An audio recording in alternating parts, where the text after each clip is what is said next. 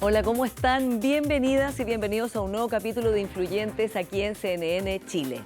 Por cierto, vamos a conversar de la noticia de la semana y de las últimas semanas, que es el efecto de la guerra en Irán sobre el precio de los combustibles en el mundo y en el Chile. Y para eso conversaremos con Pablo García, destacado economista, ex vicepresidente del Banco Central.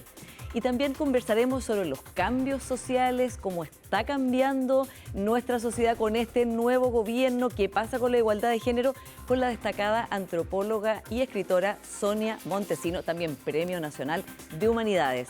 Parte entonces Influyentes.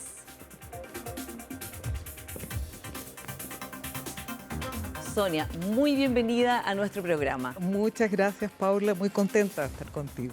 Bueno, partamos, como decía, por en qué estamos como sociedad y sobre todo respecto del tema de la igualdad de género, un tema que tú desde la antropología, ¿no?, llevas décadas mirando, leyendo, investigando. ¿Estamos, a tu juicio, en un momento de retroceso o backlash respecto de la igualdad de género, el feminismo o no?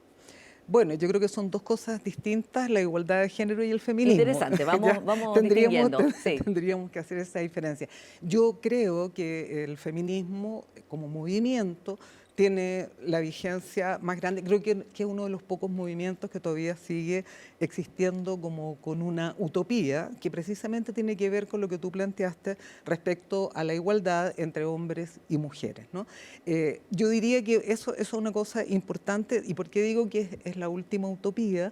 Porque el feminismo siempre persiguió un cambio social estructural profundo. O sea, cambiar las relaciones entre hombres y mujeres era leer, ¿no es cierto?, el edificio social ya como tal, de una manera, ¿no es cierto?, que estaba, digamos, no había equidad, ¿no es cierto?, en esas relaciones. Eso lo vio tempranamente, estamos hablando de fines del siglo XIX, comienzos del XX, y las mujeres comenzaron entonces a exigir ese plano de igualdad, pero pensando siempre en un cambio social más profundo, ¿te fijas? No solamente, mira, bueno, votemos, Claro. no solamente seamos ciudadanas, no solamente accedamos a la educación. Entonces, desde ese punto de vista, creo ya que el movimiento feminista tiene, además, muchas, obviamente, diferencias en los distintos países.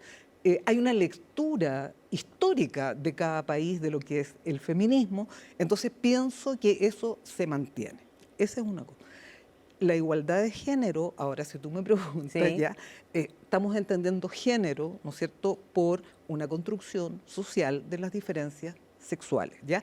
Justo ahora había toda una discusión. Exactamente, porque en Naciones Claro. Unidas Chile se alineó con Estados Unidos, Pakistán y el Exacto. Congo para que género se entendiera de una manera, podríamos decir, hombre y mujer solamente, ¿no? Claro, Todo claro, eso un- tiene que ver con, digamos, una postura que está en contra de las diversidades, digamos, porque yo creo que tenemos que deslindar lo que es el feminismo de lo que son estos movimientos de las diversidades y estos movimientos identitarios, que son cosas distintas, que tienen expresiones, aun cuando muchos de ellos arrancan, ¿no?, Claro. de ciertas posturas feministas. Entonces, pero hay que hacer esa diferencia, ¿ya? Porque, claro, si decimos igualdad entre hombres y mujeres, entendiendo el sentido común, entiende, ¿no es cierto?, hombres y mujeres como cuerpos biológicos, ¿sí? Cuerpos distintos, ¿no es cierto?, en términos biológicos. Aquí cuando hablamos de hombres y mujeres, estamos hablando también de conceptos. La gente cree que cuando se dice mujer o cuando se dice hombre, todos estamos entendiendo lo mismo y no estamos entendiendo lo mismo. Yo soy antropóloga, entonces las distintas culturas también, ¿no es cierto?, leen, tematizan, ven de una manera distinta lo que es ser hombre y mujer. Bueno, entonces, desigualdades de género, pensando no solo en hombres y mujeres, sino en las diversidades, sin duda que falta todavía muchísimo, ¿ya? Y las desigualdades entre hombres y mujeres están evidentes, digamos, Sí. absolutamente. Ahora, Sonia, ¿qué pasa con liderazgos como Donald Trump, como Víctor Orbán, como Javier Milei, ¿no?, que han hecho de su postura antifeminista, porque Sí. hablan contra directamente Sí. el feminismo, ¿no?, Sí. también contra las diversidades sexuales, pero especialmente hay Sí. un ataque al feminismo, digamos, por un lado diciendo que se ha radicalizado, que no representa a las mujeres, Sí. y por otro lado también diciendo que las mujeres están buscando tener privilegios, ¿no? Están buscando tener privilegios respecto de los hombres. Mira, yo creo que estos personajes, porque podemos tratarlos de esa manera, ¿ya? Estos personajes son casi una caricatura ya de lo que podríamos entender como una cierta masculinidad ya extrema, con determinados tipos de atributos de la masculinidad, donde el poder, por ejemplo, ¿no es cierto? Y el poder, estoy hablando, por ejemplo, de las armas, el poder de la violencia, el poder económico, lo representan, digamos, ellos de una manera casi caricaturesca, como digo. Entonces, creo que es obvio, digamos, que esas caricaturas van también a construir caricaturas sobre el feminismo, las mujeres, la diversidad, ¿ya? Entonces, creo que hay un gran equívoco también en esa mirada, porque quisiera también, Paula, que tengamos claro que una cosa es el movimiento feminista y lo otro es cómo la cultura, y esta cultura a nivel de todos los países, ¿ya?, que trae el feminismo en términos justamente de que las mujeres tenemos que tener una posición, ¿no es cierto?, igualitaria a los hombres, eso está ya institucionalizado, ¿me entiendes? Ya no es una cosa que tú vas a volver atrás, porque Claro. yo creo que a cualquiera de las personas que están acá en este set, que veo que son mujeres, camarógrafas, etcétera, ya No hay vuelta atrás no a hay eso, vuelta claro. atrás, ¿me entiendes? Porque culturalmente eso. Entonces, eso no significa que tú, yo, la camarógrafa, seamos feministas militantes, ¿ya? No significa Claro. eso, pero sí significa, ¿no es cierto?, que tenemos ya dentro de nosotras un concepto, ya que es nuestra afirmación, ¿no es cierto?, como mujeres dentro de la sociedad. Ahora, también ha habido mucho debate entre los feminismos, ¿no? Entre el Sí, feminismo, diciendo, no, es que hay un feminismo más radical. De repente se aplica lo que se llama el feministómetro de lado y lado, ¿no? claro. Desde cierta derecha diciendo, son feministas de cartón, por tal y tal razón. O desde grupos diciendo, no, esta persona no es feminista. Claro. ¿Cómo ves tú este debate? Claro que como dices tú, no tiene que ver con cómo cada persona vive su vida, ¿no? Exacto, exacto. Sino con cómo es percibido esto como movimiento. Claro, claro, como movimiento y como un cierto discurso Claro. social, ¿te fijas? Bueno, es obvio que tienen que haber diferencias porque el feminismo también tiene ramas, tiene desde un tronco, digamos, van a aparecer ciertas ramas. Entonces, por ejemplo, históricamente tú tienes lo que se llama el feminismo liberal, lo que es el feminismo socialista, ya son distintas, el feminismo de Estado, por ejemplo, que puede conjugar, ¿no es cierto?, estas cosas. Entonces, tienes distintas posiciones, distintas posturas, porque en el fondo es, bueno, pero ¿cómo logramos que hombres y mujeres seamos iguales?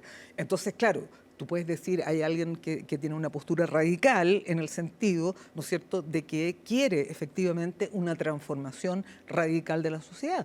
El feminismo liberal dice, bueno, mira, ¿por qué no arreglamos ciertas cosas? Ya hagamos ciertas políticas públicas, Claro. y entonces con eso. Entonces, es evidente que hay esas posturas, pero ello no significa, eso es lo que yo creo leer, eso no significa ya de que haya una posición en general, digamos, de los feminismos que buscan más o menos lo mismo. Claro, o sea, hay una convergencia de Exacto, objetivo exacto, y distintas variedades. Ahora, hablemos del gobierno anterior y, por supuesto, de este gobierno. Desde esa perspectiva, el gobierno anterior se declaró como el primer gobierno feminista, algo que después se ha debatido mucho, la Sí, ministra Orellana lo ha sí. hablado, porque puso como una expectativa muy alta, Sí. ¿no? Por una parte. Por otro lado, no deja de ser una declaración relevante. Sí.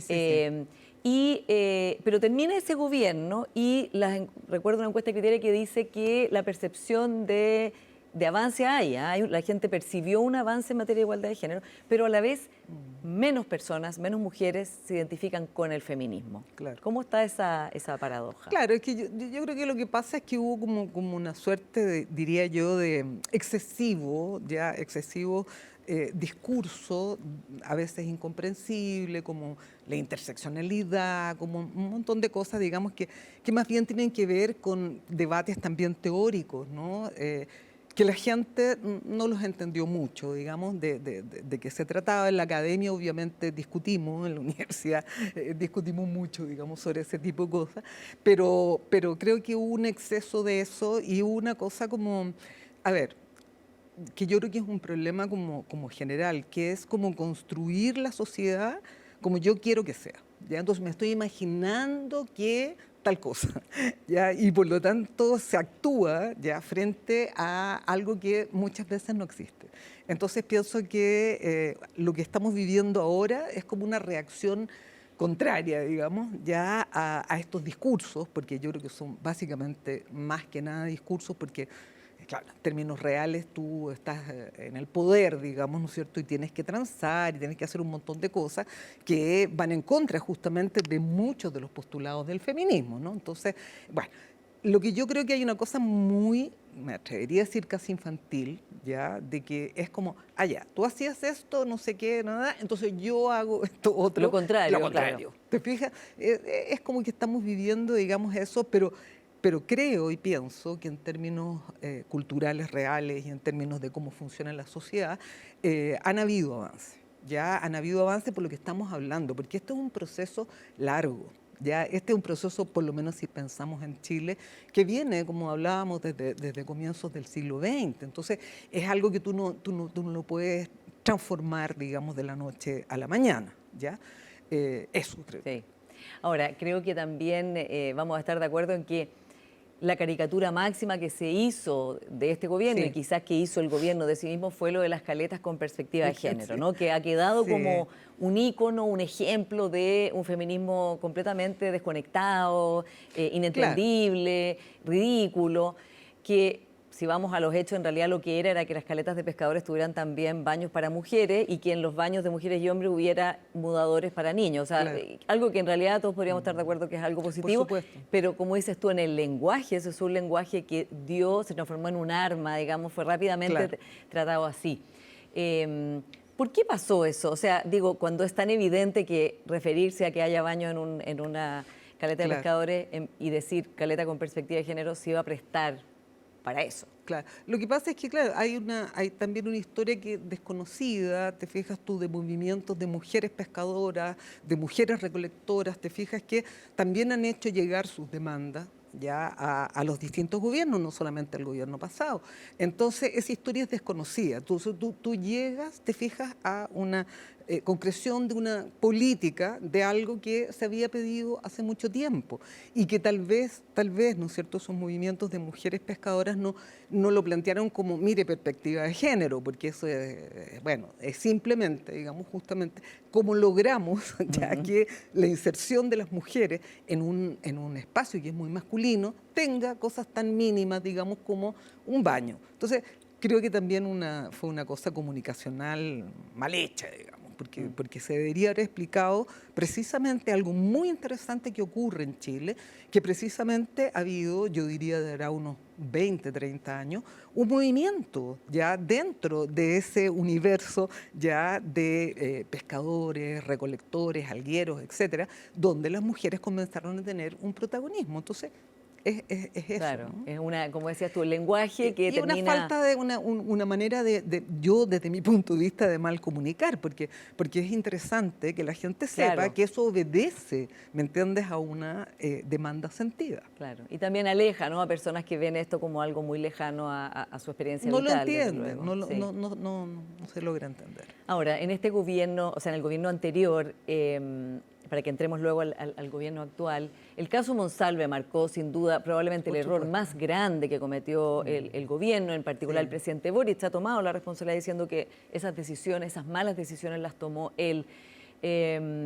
¿Cómo se puede entender, en un sentido no político, sino más profundo, que haya cierta estructura tan profunda que haga que en un gobierno que incluso se declara feminista, que tiene una ministra de la mujer muy empoderada en el comité político, con encargadas de género en todos los ministerios, con una ley Karin promulgada, ¿no?, contra el acoso sexual y laboral, pero el acoso sexual en que están los procedimientos, igual pase esto, ¿no?, en que no solo no se aplican ninguno de los protocolos, sino que queda la denunciante, la víctima completamente, digamos, vulnerable. Bueno, yo creo que han habido muchos más casos que Monsalve, ya en ese periodo, digamos.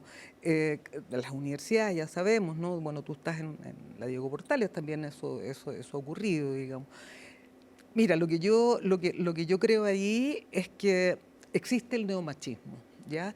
Estas estructuras, digamos, ¿no? Androcéntricas, estas estructuras de poder masculino, no se cambian tampoco tan fácilmente. Si bien hay un cambio de las mujeres, creo que en los hombres no ha existido, digamos, esta comillas reforma ya, de las maneras de actuar, de las maneras de ser. Entonces, desde mi punto de vista, eso obedece a esa realidad ya del neomachismo, y yo lo planteé hace harto tiempo, digamos, en términos de que hay una declaración, te fijas tú, de aceptación, de la igualdad, no al acoso, no a la violencia, etcétera, pero los mecanismos internos, los resortes internos masculinos todavía siguen funcionando con las lógicas, digamos, antiguas, ¿no? Entonces, creo que esos casos, ya digo esos casos porque hay muchos más, o sea, Monsalve es uno en términos, porque fue mediático, porque Claro. no sé qué, pero hay Y por el otros poder que muy tenía, ¿no? Claro. complejos, muy complejos, te fijas, donde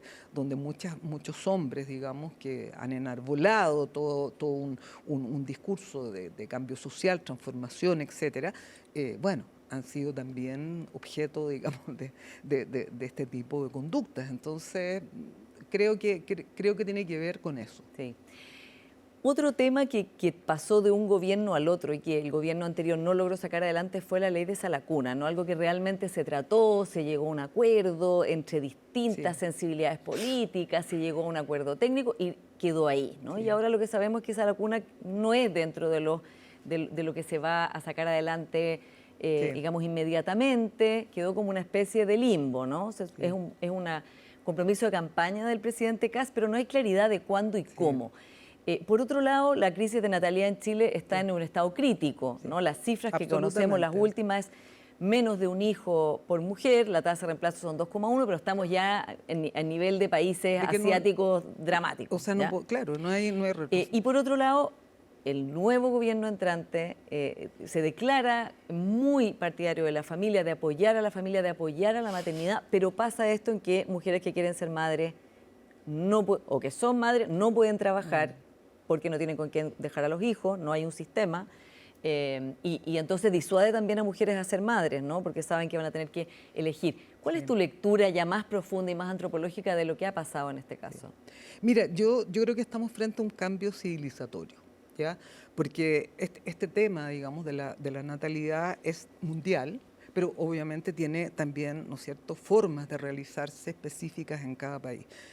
La pregunta que tenemos que hacernos es por qué ya este cambio civilizatorio en Chile ya tiene estas características casi, como tú muy bien decías, no sé, Corea del Sur, por ejemplo, ¿ya?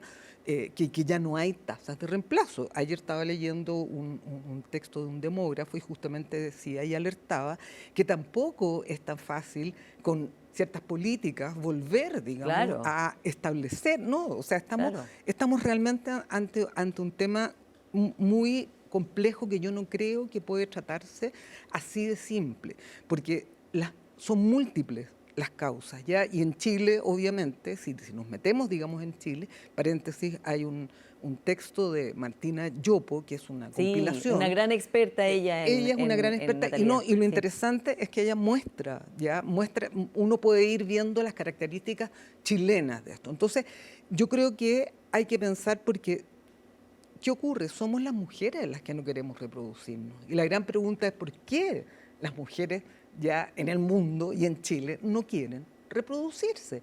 Entonces, es un problema de la especie. Ya cuando uno lo mira desde el punto de vista antropológico, tú te das cuenta que aquí sí hay un cambio, y hay un cambio de sujeto en términos de que las mujeres siempre estuvieron asociadas, ¿no es cierto?, a lo materno, ya a la procreación desde, bueno, si lo miramos desde los inicios, ¿no es cierto?, de las sociedades humanas, se tematizó, se simbolizó todo lo que tenía que ver, ¿no es cierto?, con la maternidad, hasta, ¿no es cierto?, los planteamientos justamente de muchas, ¿no es cierto?, teóricas del movimiento feminista que van a plantear que la maternidad, la reproducción, ¿ya? Es uno de los elementos de control masculino, ¿no? Hay toda una teoría al respecto. Entonces, si tú piensas, ¿ya?, que esas mujeres que estamos viviendo, digamos, ¿no es cierto?, una sociedad bastante injusta respecto a las posibilidades que tienen, ¿no es cierto?, las mujeres, pero también las parejas de reproducirse, obviamente que tenemos que pensar en qué sociedad hemos construido, ¿ya? ¿Qué sociedad es la que hemos construido? Y por otra parte, creo que tenemos que ser súper claros respecto a estas como ideologías que funcionan en términos de, bueno, nosotros queremos a las madres, queremos la familia, queremos todo esto, queremos el amor, queremos el abrazo, ¿ya? Y luego lo que tú ves en términos de políticas, en términos de acciones, es todo lo contrario. A mí me parece, a mí te juro que me produce a veces como, no sé, entre rabia y pena, ya cuando veo que esta discusión de las cunas, por ejemplo, es una discusión meramente económica. ¿Ya? Mire, tengo plata, Claro, el no cálculo, tengo plata, claro. mire, voy a hacer el Excel, te fijas, para ver no sé qué. O sea, es que ahí estamos muy mal. Estamos muy mal porque no entendemos que estamos en este minuto, como digo, en un cambio civilizatorio y un cambio que hacia dónde nos lleva, Sí. ya a la extinción. O sea, hay que decirlo claramente, y esto no es apocalíptico, no es que nada, No. pero es que las tendencias estadísticas, y es cosa que tú lo veas, ya te llevan a eso. Mira, en Corea del Sur, no sé si tú lo leíste o viste, hay un movimiento que se llama las 4B. Sí. ¿Ya? Que claro, que es muy interesante porque ese movimiento es una suerte de reflejo, ¿ya? De reflejo de lo que les pasa a las mujeres en una sociedad hipercapitalista, ¿no es cierto?, hipercompetitiva, etcétera, donde dicen no. Simplemente no queremos hijos, no queremos marido, Pareja, no no, quiere, claro. y no significa que sean lesbianas, no significa que estén por esas opciones, ¿ya? No queremos relaciones. ¿Por qué? Porque, claro, entra también una respuesta de resistencia a un mundo, te fijas, que hemos construido, y lo hemos construido todo, Sí. ya, a este mundo competitivo, a este mundo frío, ya, de cálculo. Sí. Y donde el cuidado está muy devaluado, ¿no? O sea, el cuidado simplemente también se quiere transformar en una política pública. El cuidado tiene que ser, digamos, una norma ética, Sí. ¿ya? Y sobre todo en estas circunstancias. Sí. Sonia, se nos acaba el tiempo. ¿Cuáles son tus primeras miradas del nuevo gobierno que se instala, que lleva poco, así que hay que dar tiempo para que se despliegue, especialmente en materia de género, en materia de mujeres? Sí. Pensemos que en su campaña anterior el presidente Kast había pensado eliminar el Ministerio de la Mujer y una serie de medidas Sí. que fueron muy impactantes para votantes mujeres, especialmente jóvenes, pero ahora no es parte del gobierno de emergencia. Sí. Pero ha sido muy notorio las señales que ha dado la primera dama María Pía Adriasola, primero en reponer el cargo, ¿no? El gobierno Por de supuesto, Boric claro. cierra el Sí. cargo de primera dama Sí. y cierra la oficina, y ahora la nueva primera dama se repone el cargo, se instala a vivir ahí. Y luego ha generado mucho comentario en redes sociales, críticas. Muchos memes.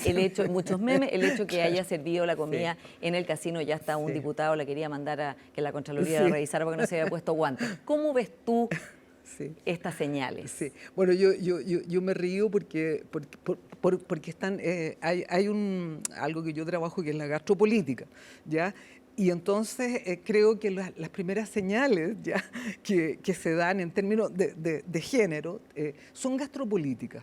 ¿Ya? ¿Qué significa esto? Significa que el alimento o todo lo que lo rodea, ¿no es cierto?, como las maneras de mesa, el consumo, etcétera, tienen un mensaje, ¿no? Y ese mensaje es un mensaje político. Entonces, aquí lo hemos visto desde el famoso cóctel, ¿no? Donde empieza un debate, te fijas, bueno, pero estamos en emergencia, estamos en austeridad, y entonces pasa esto, la banquetera baja, ¿no es cierto?, la foto. Entonces tú dices, bueno, qué interesante, ¿no? ¿Qué es lo que ocurre ahí? ¿Por qué además esta vergüenza ya de dar ese mensaje, ¿no? Y que era un mensaje, por lo que se vio en la foto, interesante, en términos de cultura nacional, ya, eso por un lado. Pero por otro lado, ¿no es cierto?, esta cosa de esta primera dama que sirve, ¿ya? Que sirve la comida, ¿no? Entonces, eso te da para dar cuenta, digamos, de un mensaje gastropolítico, ya que es una mujer, ¿no es cierto?, que se supone tiene un rango, porque es la primera dama, y desciende, ¿no?, baja a este mundo ya de los trabajadores de la moneda, ¿no es cierto?, a servir, ¿ya? Y entonces ahí viene todo un mensaje que tiene que ver con también una mirada sobre el marianismo, que hay muchas también, así como el de feminismo, digamos, ya una mirada. Entonces la pregunta que yo me hago, ¿qué hubiera ocurrido si en vez de que ella hubiera servido, Kast hubiera servido? Ahí tienes un mensaje de género absolutamente claro, ya quien sirve a todas esas personas, ¿no es cierto?, es una mujer, no es el hombre. Por lo tanto, entonces estamos frente a una imagen y a una simbólica muy, podríamos decir, tradicional. Sin embargo, y aquí hay una cosa interesante, nos hace justamente tener que pensar sobre los cuidados, ¿ya? ¿Quién cuida? ¿Te fijas? ¿Quién cuida? Las mujeres cuidan, los hombres no cuidan, ¿ya? Empieza en el fondo, ya, a construirse, digamos, un relato a través de estas imágenes, ¿ya?, y a través de esta performance, porque en el fondo son como verdaderas performances, ya, gastropolíticas, ¿no? El hecho que los días martes aparecen fotos, claro, los martes de pololeo, donde la gente pololea, no sé si la gente va a pololear junto con esta pareja presidencial, pero también, ¿no?, aparecen estas imágenes gastropolíticas donde hay una copa de algo, ¿no?, hay una comida, entre comillas, digamos, muy sana, ¿ya? Y entonces hay que darle vuelta, digamos, justamente al uso de la gastropolítica vinculada al género. Y eso, además, vinculado a todo un sistema ya productivo, porque claro, lo que comemos tiene que ver, digamos, con decisiones productivas, con un montón de cosas, ¿no? Entonces, eso es lo que te podría decir de estos primeros momentos, porque hay que seguir viendo cómo se y seguir desarrolla. Analizando a este nuevo gobierno y las señales que sigue dando. Sonia Montesino, muchas gracias por esta conversación. Muchas gracias a ti. Vamos a ir a una pequeña pausa y ya seguimos con más influyentes. Viene Pablo García, economista, ex vicepresidente del Banco Central. Vamos a hablar del precio del petróleo, Irán y su efecto en Chile. Espérennos.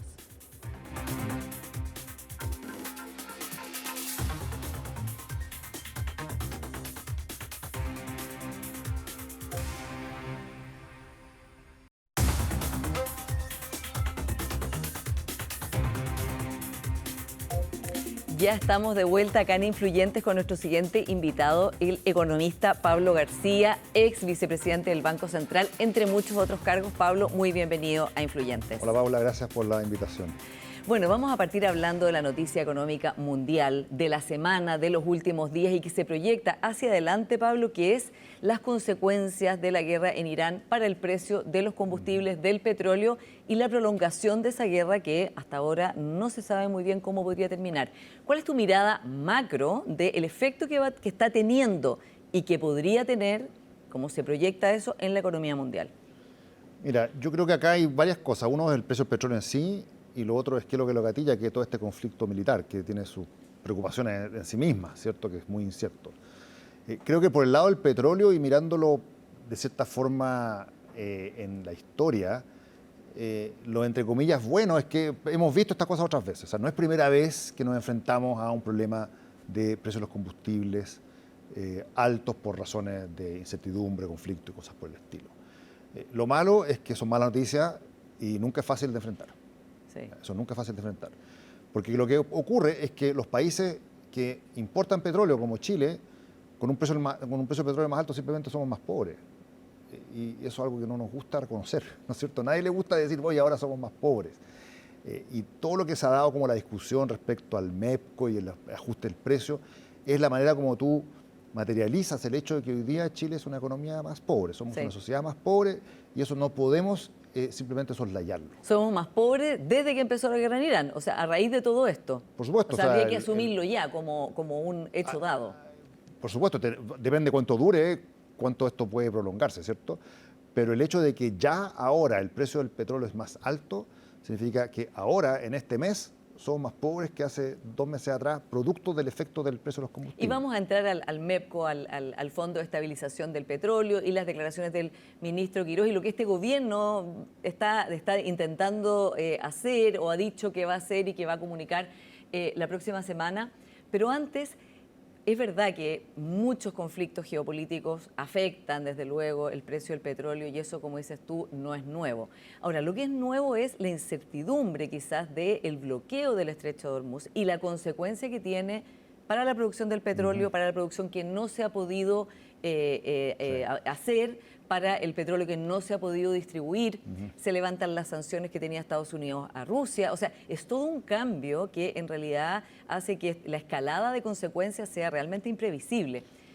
¿Cómo miras tú en el escenario internacional lo que podría pasar si esta guerra se prolonga? ¿Cómo se ve?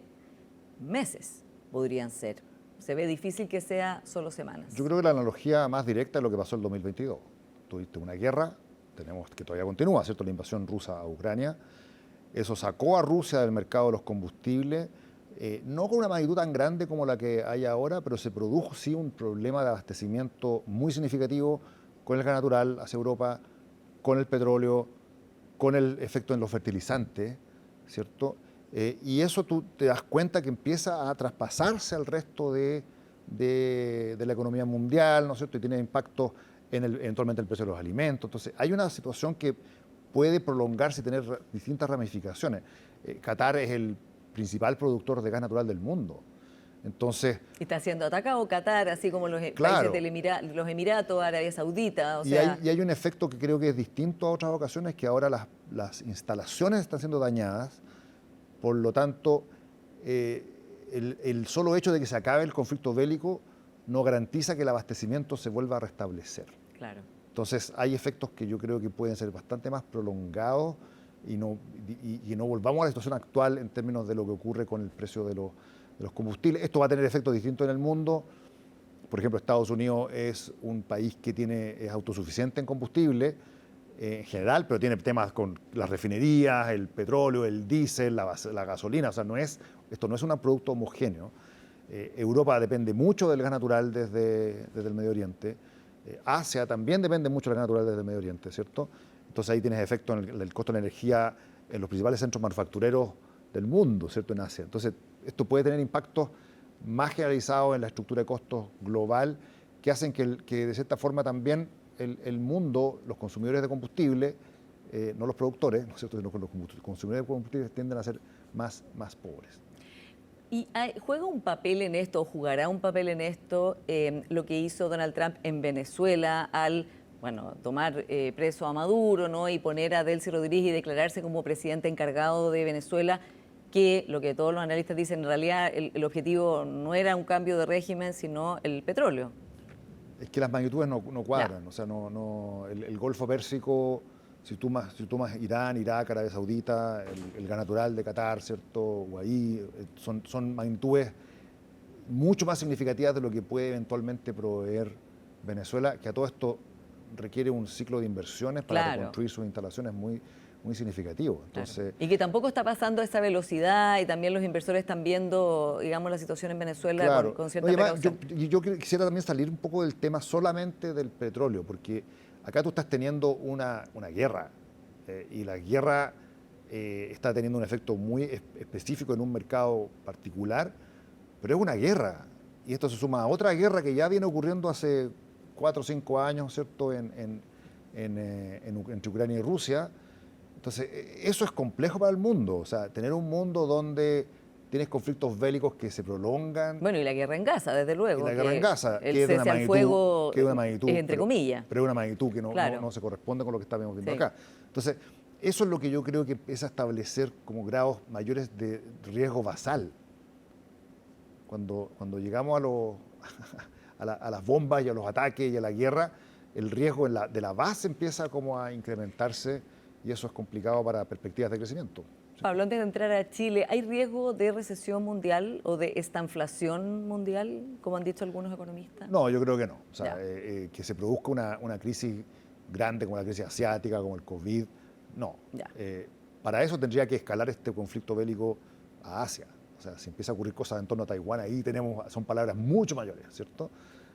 Pero de nuevo, o sea, hay una situación de tensiones geopolíticas en el mundo que se viene identificando hace rato.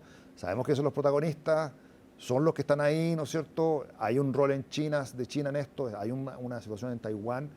Entonces, eso sería claramente un gatillante de una crisis mucho más grande a nivel de la economía global. Vamos a cómo Chile enfrenta esta coyuntura, además con un gobierno entrante que lleva pocos días, pero que ha, digamos, desarrollado un montón de iniciativas, decretos, proyectos, decretos que pone, decretos que saca. En medio de esta vorágine le toca enfrentar esto y el ministro de Hacienda, Jorge Quiroga, ha sido claro en decir que va a hacer cambios este mecanismo de estabilización de precios del combustible que tiene Chile y que no se puede gastar lo que se calcula que son 200 millones de dólares a la semana por estabilizar y subsidiar en el fondo el precio del combustible, lo cual significaría que al bolsillo de las y los chilenos le va a llegar, le impactaría directamente y muy luego el alza de precio.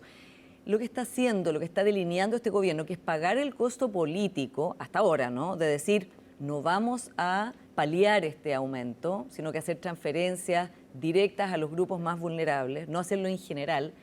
¿Te parece que es una política adecuada y qué riesgos tiene? Mira, dos cosas. Primero, esto es algo que, como lo conversaba hace mucho tiempo atrás con un ex ministro de Hacienda, esto es típico lo que le ocurre a los gobiernos cuando entran. Ya. Casi, si tú ves los gobiernos, el año 2000, con el gobierno de Lagos, primer tema, enfrentar el precio del petróleo, que se había multiplicado casi 100% en un año. El año 2014, ¿no es cierto?, el gobierno de la presidenta Bachelet II, también el mecanismo de estabilización que tenemos hoy día, de hecho, tiene sus orígenes en su forma más específica en ese minuto. El año 2022, cuando entra el gobierno de Boric, tenemos la guerra en Rusia. También tienen que empezar a ver ese tema. Y ahora ocurre con el gobierno de Kast y el ministro Quirós. Entonces, de cierta manera, de nuevo, es algo que hemos visto en otras ocasiones. Claro, no es nuevo que les toque enfrentarlo en marzo. No es tan nuevo. Sí. De hecho, debido a que es tan sensible políticamente, me parece correcto que sea algo que se resuelva lo antes posible al entrar y definir reglas que queden establecidas para adelante. Ahora, respecto al mecanismo en particular, en la lógica de la estabilización de precios funciona en la medida que tú esperas que a veces sube y a veces baja. Pero si ahora tenemos una subida que se va a quedar en $100 o en 90 o en 110, ¿cierto?, por un tiempo prolongado, producto de estos daños más en la producción, ¿cierto?, y que la guerra va a durar, entonces no estamos estabilizando, estamos subsidiando todo el camino hasta que lleguemos a esos precios. Entonces, ese es un escenario de, en el fondo, tirar plata sin esperanza de que el precio mañana se vaya a 40 y lo podamos recuperar, ¿cierto? Ese es el desafío de los mecanismos de estabilización, que funcionan cuando las cosas van para arriba y para abajo. Pero ahora que estamos en una situación donde esto pareciera ser más permanente en algún grado, efectivamente hay que reconocer que esa mayor, si tú quieres, ese mayor daño a nuestro poder adquisitivo como país, hay que reconocerlo. Ahora, ¿cómo se hace? ¿Cómo se implementa? Ese es el arte de la política, ¿cierto? En principio, uno piensa que aquí hay que tener un criterio progresivo, ¿cierto? Esto es como más bien como conceptual. Si tú quieres apoyar, apoya a la gente que más lo necesita. Lo dijo Quirós en una entrevista en la televisión hace unos días atrás, preocuparse justamente de la parafina, de la forma como la gente calienta sus hogares de aquí llegando al invierno, subsidiarle la gasolina 97 a la gente que tiene un 4x4, parece que no es la forma más apropiada, digamos, progresiva y focalizada para enfrentar este problema. Y como estos subsidios o este MEPCO funciona de forma pareja, tiene como implícitamente un sesgo muy regresivo. Así que me parece bien, en principio, cómo se está diseñando. El riesgo, por supuesto, es que esto tiene mucha reacción política, siempre lo hemos visto, la gente se opone, no le gusta, pero hay que reconocer una realidad que si el precio del petróleo se queda arriba por un tiempo prolongado, somos un país más pobre. Pablo, tú eres un economista que podría considerarse de centro-izquierda, ¿no? Militaste en el PPD, eres conocido como laguista. ¿Cómo ves esta respuesta del gobierno del presidente Kast? Porque si bien hace toda lógica económica, decir, bueno, no hay que subsidiar a los 4x4 gigantescos de gente que tiene mucha plata y que tendrá que pagar el alza del costo de la benzina o ahorrar, no sé. Pero por algo los otros gobiernos usaron el MEPCO, ¿no? Porque tiene un efecto no solo directo en las personas cuando van a cargar combustible, sino que afecta el precio de los alimentos, el precio de los transportes, o sea, indirectamente, digamos, todo se afecta por ese precio y finalmente igual a los bolsillos de las personas más vulnerables les llega un aumento de precio en todas las cosas y por supuesto no todas las personas son del segmento más alto en que estas varianzas de precios no le afecten. A ver, dos cosas. El 2022, justamente en un minuto se dejó que esto se reflejara porque ya hubo que hacer una discusión en el Congreso de varios miles de millones de dólares que había que meter al sistema. O sea, eso te denota que es muy fácil que la cuenta se te explote. Lo segundo es que, claro, hay una preocupación por la inflación, ¿cierto? De cuál es el efecto que esto pueda tener en la inflación. Pero aquí hay una paradoja, ¿ya? Hay una paradoja, que a veces el efecto más negativo en la inflación puede ocurrir si tú tratas de tapar esto con medidas transitorias. Por ejemplo, si tú tratas de estabilizar los precios poniendo un montón de subsidios, eso empieza a generar una tensión fiscal muy grande que termina siendo inflacionaria.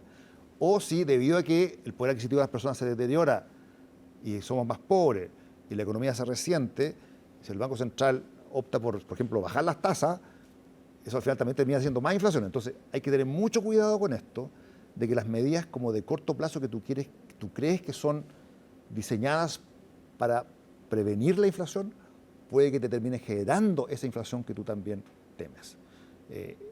Estos shocks de precios relativos tienen efectos distributivos y eso los hace tremendamente complejos de enfrentar políticamente.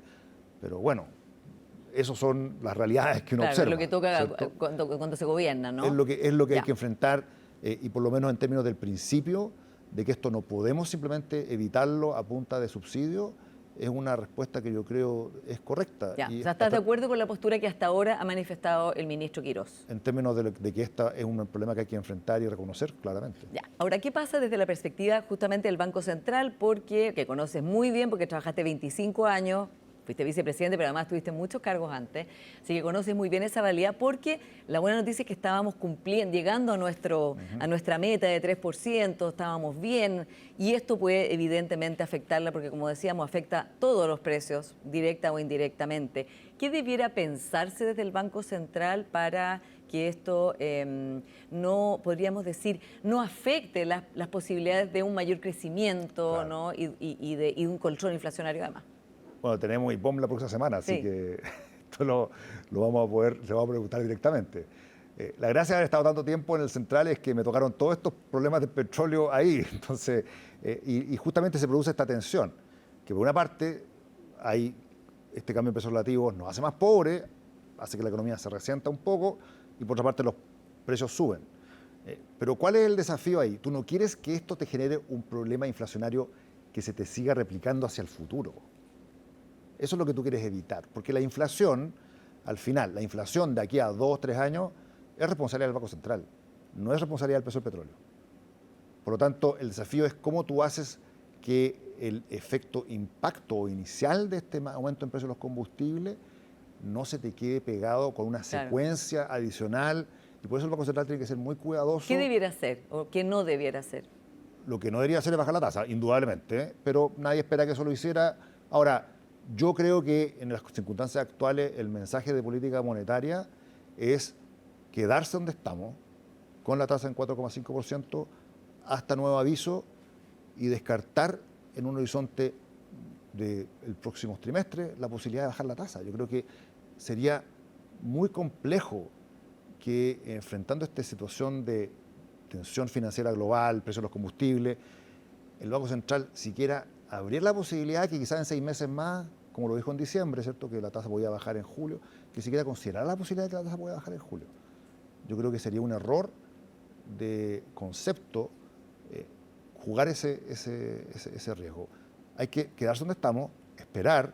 Si tú miras las expectativas de inflación, que es una cosa que uno tiene que monitorear con mucho cuidado, porque ve si te creen o no, siguen en torno a 3, pero se pegaron una subida, el último dato que tenemos, una vez que se conocieron estos gran shock de combustible. Claro. Entonces, hay que tener mucho cuidado. Yo mandaría una señal de que estamos en torno a la tasa normal, neutral para la economía, y que nos vamos a quedar ahí por el tiempo que sea necesario, y evaluaremos cómo esto evoluciona en el futuro, descartando un escenario de baja de tasa en lo que se denomina el escenario base o escenario central o lo más probable. Pablo, ¿y cómo dialoga esto que va a tener que hacer el gobierno, que ahora bueno, va a tener un problema, digamos, si no usa el MEPCO como se ha usado hasta ahora, van a subir digamos, va a haber reclamo? ¿Cómo dialoga esto con la meta que tiene este gobierno en su programa de un recorte fiscal importante, intensivo, 6.000 millones de dólares en 18 meses? ¿Es posible eso desde tu punto de vista, especialmente con este nuevo escenario que se agrega? Mira, esto es un tema como un poquito aparte, ¿cierto? Hay una vinculación media directa, que si tú estás, además de tus planes fiscales previo a la guerra, tienes un mecanismo de estabilización al cual estás inyectando ingentes sumas de dinero todos los meses, simplemente tu situación fiscal se ve mucho más complicada. Entonces, tener una reacción rápida o realista respecto al hecho de que tenemos precios de los combustibles más altos, de cierta forma protege o alinea el escenario macro con los planes fiscales que tiene el gobierno. Ahora, respecto a esos planes fiscales, yo creo que tienen dos elementos centrales, ¿cierto? Uno, recorte de gasto, que lo han anunciado. Dos, recortes de impuestos. Este es un equilibrio complejo, porque al mismo tiempo tú quieres, en el balance de los próximos años, ir reconstruyendo holgura, reduciendo el déficit, ¿cierto? ¿Lo ves posible estas dos cosas que se proponen a la vez? No, si todo es posible. Todo, claro. Probable. La pregunta es si ocurre o no ocurre. ¿Ya? ¿Qué piensas tú? Mira, yo creo que es un poco temprano para hacer una evaluación. Hay que tener los detalles y en particular hay que tener análisis experto.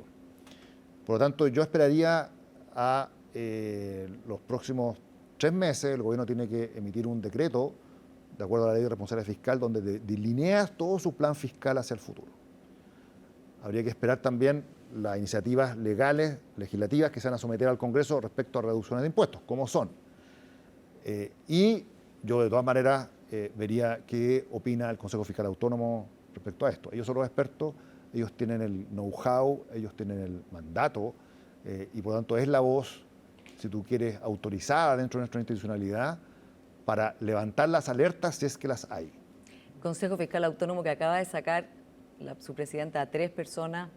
No, esa es la CMF. Ah, perdón, la CMF, sí. No, el Consejo Fiscal Autónomo está presidido por Paula Benavides y han sido durante todo el último año y más tiempo además muy críticos con las subestimaciones de ingresos tributarios del gobierno anterior. Entonces yo creo que ellos son el equipo y la institución encargada de evaluar lo que tú mencionas, la probabilidad de ir convergiendo en esta dirección. ¿Y los, cambios no es fácil. ¿Y los cambios en la CMF, Pablo? Mira, en la CMF no es como el Banco Central, en el sentido de que es la presidenta de la CMF, que hoy día es Katin Torell, ella es jefa de servicio, no es por lo tanto se cambia con los cambios de gobierno. Yo creo que es un poco inhabitual que al mismo tiempo que cambia el gobierno y que cambia la presidenta de la CMF, se retiren a 3 de los 4 cargos importantes dentro de esta institución, porque es una institución importante que tiene un rol de la regulación de nuestra estabilidad financiera. Claro. Y por lo tanto yo lo vi con algún grado de duda, de sorpresa.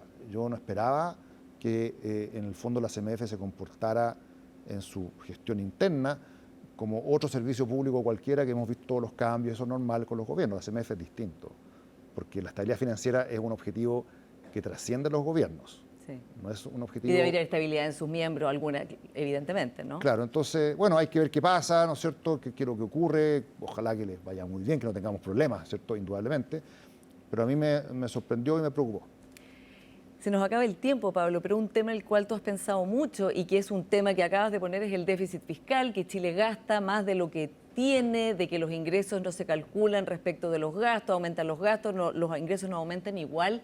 ¿Qué pasó? ¿Qué pasó con nuestro país en que cada vez es más difícil cumplir una regla que nos daba como también mucha seriedad, ¿no es cierto?, frente al mundo y frente a nosotros mismos de estabilidad también en el gasto, de unas cuentas muy ordenadas y balanceadas? A ver, una pregunta de qué pasó uno puede responderla como más factualmente o más en lo profundo, ¿cierto? En lo profundo. No, pero lo factual yo creo que es algo que todavía nadie sabe. ¿Por qué nuestro sistema de impuesto a la renta ha tenido tan poco rendimiento en los últimos años? Sí. Bueno, y es lo que dice el ministro Marcel también, ¿no? Sí, pero después de 3 años de verte sorprendido por eso, ya debiésemos tener respuesta. Y los equipos de Hacienda tienen los datos, tienen la expertise para poder tener alguna respuesta. Y que no tengamos una respuesta, yo creo que es una falla de nuestro Estado, porque la recaudación tributaria es importante, es un tema central. Y que no sepamos hasta ahora, no tengamos una explicación convincente de por qué nuestro sistema tributario a la renta ha rendido tanto menos de lo que nosotros pensábamos, creo que no corresponde. Debiésemos tener una respuesta. Yo espero que aquí los expertos hagan el trabajo de tener una respuesta, aunque sean respuestas incómodas. Sí. Ahora, lo más profundo, yo creo que el tema que nos ocurrió en Chile, que pasamos hace 15 años a una lógica más de redistribución, y nos olvidamos poner el foco un poco más en el crecimiento y en la eficiencia. Yo presido la Comisión Nacional de Productividad y ahí uno nota, ¿no es cierto?, que hay muchos espacios de mejora y la Comisión ha realizado un montón de evaluaciones de cómo mejorar procesos, cómo mejorar programas, ciertos sectores, pero eso es costoso, entonces cuesta ser más eficiente, cuesta poner el foco en el crecimiento. Ahora digamos, el péndulo ahora pasó hacia el crecimiento, ¿no? Que está en el centro del gobierno del presidente Kast, el gobierno de emergencia tiene ese foco y ya no se habla mucho de redistribución, sino de no retroceder en derechos sociales. Bueno, yo creo que el punto interesante acá, que no es crecimiento por crecimiento, sino es que reconocer que para crecer hay que realmente esforzarse y no es algo que podemos dar por sentado y tratar de responder la pregunta de por qué estamos creciendo menos de lo que debiésemos. ¿Se dio por sentado el crecimiento en Chile? Por supuesto, por mucho tiempo. Yo creo que por mucho tiempo. La pandemia yo creo que fue un remesón, el estallido social yo creo que fue un remesón y después de eso nos empezamos a preguntar, bueno, ¿qué pasó? Y ahora hay que probar muchas cosas, no tienen la bala de plata, ¿cierto? Hay que probar muchas cosas, pero por lo menos el foco ahora de decir, a diferencia del 2010 cuando asumió el presidente Piñera, donde parecía que el crecimiento estaba garantizado, éramos un país que iba a crecer así, volando, casi sin hacer nada. Hoy día la lógica es distinta, hay que seguir esforzándose. Y la conversación sobre la desigualdad, la redistribución, que hoy día, como digo, está como dejada de lado, ¿es importante que se tenga en consideración justamente en un momento en que el crecimiento, hay un consenso tan alto transversalmente? Yo creo que también tenemos que ser como país bien transparente y honesto en que hemos construido un estado de bienestar. Hemos construido un estado de bienestar no o sea, a la europea. Claro, ¿ya lo podemos llamar estado de bienestar? Yo creo que tenemos sistema de pensiones que no tiene nada que ver con lo que teníamos hace 20 años. Tenemos el auge, tenemos temas de educación gratuita y claro, todos con imperfecciones que siempre pueden ser mejorados, pero llegó el minuto de tratar de hacer una reflexión de si estamos calibrando bien todo esto antes de continuar. Incluso en la misma campaña de Carolina Toá, ¿no es cierto?, se planteó la idea del fraude social. Acá hay efectivamente un tema con personas que están recibiendo beneficios que en el diseño inicial la idea es que no estaban cubiertos. Entonces, eso es algo que tenemos que ser bien transparentes. El debate ahora sobre la gratuidad universitaria, por ejemplo. No, y pasó el año pasado con las licencias médicas. Claro. Entonces, hay que empezar a preocuparse también de esa parte antes de seguir. Yo creo que por eso la reforma de pensiones, el nuevo sistema de pensiones fue tan central, porque le puso de cierta forma un compás de espera a nuevas iniciativas, dado que es grande, generosa, cara. Esperemos a implementar lo que ya tenemos y a mejorar su funcionamiento y tengamos una economía que crezca un poco más antes de poder empezar a repensar de nuevo los temas de políticas sociales nuevas o mucho más generosas, donde simplemente no tenemos la caja para financiar. Pablo García, muchas gracias por esta conversación. Gracias a ti por la invitación. Y a ustedes, como siempre, muchas gracias por su sintonía y nos encontramos la próxima semana.